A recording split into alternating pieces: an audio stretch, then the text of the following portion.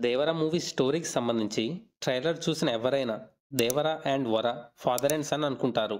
And దేవర ఊరిని వదిలిపెట్టి సముద్రంలో జరుగుతున్న ఆగడాలను అరికట్టడానికి వెళ్ళాడు. అట్ ది సేమ్ టైం వర మాత్రం ఊరిలో భయస్థుడిగా లైఫ్ లీడ్ చేస్తూ ఉంటాడు. అండ్ క్లైమాక్స్లో దేవర ఎంట్రీ ఉంటుందనేది మీరు అనుకుంటున్న ఎగ్జంప్షన్ మాత్రమే. And that real truth is.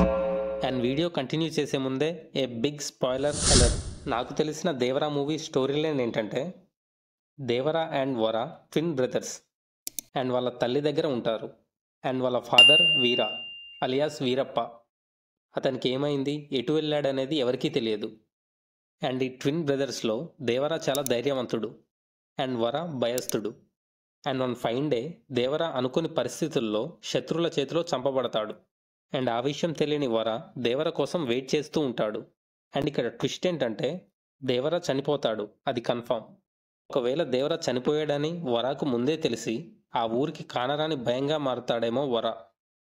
At the same time వాళ్ళ తండ్రి వీరప్పన్ ఈ స్టోరీ ఎండింగ్లో రావడం, దేవర మరణం వెనుకున్న కారణం ఏంటి అనేది, అండ్ ఈ మూవీలో ఎన్టీఆర్ గారు ట్రిపుల్ రోల్ చేస్తున్నారనేది నాకు మెంటల్ ఎక్కించే విషయం.